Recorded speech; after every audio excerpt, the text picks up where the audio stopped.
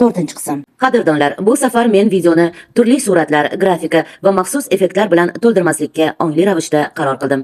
Sizni chalg'ituvchi vizual shovqinlardan asramoqchiman. Ko'zlaringiz bilan tomosha qilib chalg'ishingizni emas, balki butun e'tiboringizni mening ovozimga va nutqimga qaratishingizni xohlaganim uchun. Chunki aytadigan gaplarimni qalb bilan tinglashingizni istayman. Ko'zlaringizni kerak bo'lsa yumib oling va albatta diqqat bilan quloq tuting. Bu bilimlar hayotingizni butunlay o'zgartirib yuborishiga aminman. Agarda ushbu gaplarimni ma'nosini sokinlikda mag'zini chaqolsangiz. Buyuk ssenariylar siri. Hayotda haqiqiy bo'ron va og'ir damlar boshlanganda internetdagi, umuman hayotingizda har tomoningizdan ustozlar, yo'l ko'rsatkichlar, yo'l boshlovchilar va turli olim ulamolar ko'payib qolishadi. Darrov faollashib qolishadi. Ular har tomondan sizga matrisadan chiqishni xohlaysizmi? Hayotingizni yaxshilashni xohlaysizmi? U holda qalbim meni yetakla deb takrorlang. Ruh bilan butunlay qo'shilib, egoingizni o'chirib tashlang, uni yo'q qiling deb baqira baland ovozlarda gapira boshlashadi. Lekin keling, pushti ko'zoynaklarni yechib, mantiqan fikrlaymiz. Qalbim meni yetakla degan iboraning o'z mantiqsizligi. Ya'ni men o'zimizning bir blogerni mana shunday da'vatlarini ko'rganim, eshitganim uchun mana shunday rolikni tayyorladim. U shunday o'rgatayotgandi. Egoingizni unuting, o'chiring, sabr bilan to'g'ri yashashni o'rganing deya o'rgatayotgan edi.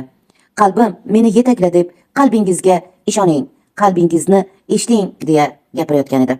Bu xuddi bosh, ya'ni kalla, ya'ni avataringiz "Xoy, meni hayda" deyishiga o'xshaydi. Yaxshilab eslab qoling. Siz o'zingiz bu biologik mashinaga, ya'ni mana shu avatar tanangizga o'tirgan ruh va jonsiz. Tana qalbdan, ya'ni jondan nimanidir so'rashi kerak emas. Tananing so'rashiga umuman o'zi aslida haqqi ham yo'qdir. Bu siz, ya'ni ruh va jon ittifoqi bo'lib, boshqaruv rolini qo'lga olishingiz va uni anglagan holda siz yetaklashingiz shart. Alloh oliy va buyukdir. U mangu hamma joyda, hozir va nozir va nomoddiy. Reallikdan qochib, ko'r-ko'rona u bilan qo'shilib ketishga urinish. Ya'ni ko'pchilik, ayniqsa chet eldan kirib kelyapti. Mana shunday izohlar chet ellik blogerlar boshlashadi, chet ellik yogalar boshlashadi. Biznikilar esa tushunmas uni shunchaki tarjima qilib, hammaga xuddi o'zining nomidan aytayotgandek gapira boshlashadi. Ya'ni reallikdan qochish, ko'r-ko'rona u bilan qo'shilib ketishga urinish, ya'ni Alloh bilan qo'shilib ketishga urinish shaxs sifatida o'zini o'chirib tashlash demakdir. Vaholanki Alloh o'zidan buyuk ibtidoiy zarrachalarni, ya'ni ruhlarni ajratib chiqargan. Odamlar ularni ilohiy kuchlar, xudolar deb ham atashadi. Xuddi Suriya, Shani devalar va boshqa millionlab ilohiy kuchlar. Bizga xabar berilganlariga ko'ra 333 millionda. Ular bizning kuratorimiz, xuddi yuqori sinf o'quvchilari, quyi sinflarga qaragandek. Ular ham Allohdan o'z shaxsiyatini olishgan. O'z postlariga, ya'ni lavozimlariga ega va oliy qonunga bo'ysunadigan ilohiy kuchlar. Buyuk ssenariylarga qarang. Shani Deva.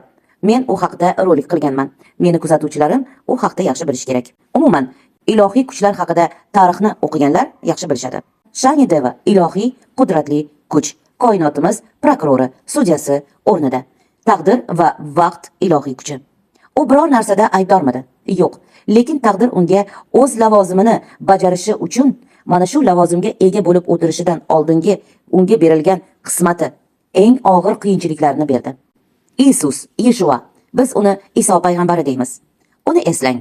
U eng toza aql va eng kuchli ruhga ega inson edi. U Allohning o'zida erib ketmadi. U yer yuzidagi ssenariysini oliyjanoblik bilan yengib o'tdi. Ruhini oliy darajaga chiqara oldi va ilohiy kuchlar darajasiga ko'tarilib, eng oliy lavozimini egalladi. Bunday misollar juda ham ko'p. Agar siz ko'r-ko'rona faqat mafhum ruhning ortidan quvsangiz, qalbingizning vazifalarini chetga uloqtirgan bo'lasiz. Axir bu moddiy dunyo sizga trenajyor qilib berilgan. Agar moddiy hayotdan qo'rqib qochsangiz, qalb, ya'ni joningiz, ya'ni siz o'zingiz koinotdagi shaxsiy o'rningizga ega bo'la olmay sargardon qolasiz. Ya'ni arosatda qolasiz.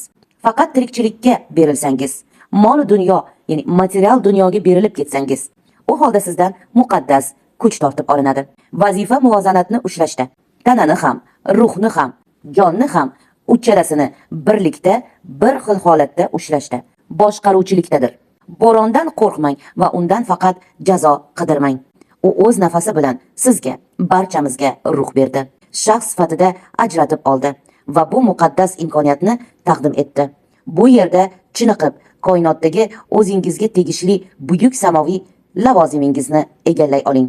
Hayot ssenariysida avataringiz bo'lgan tanangizning rolida o'tirib uxlashni bas qiling. Dunyo xayollarda, lekin osmon haqiqati ochildi. Astro platforma Chengiza.com Haqiqat maskani shu yerda. 13 ta burj, haqiqiy osmon o'lchami. O'zingni tani, to'g'ri qadam tashla.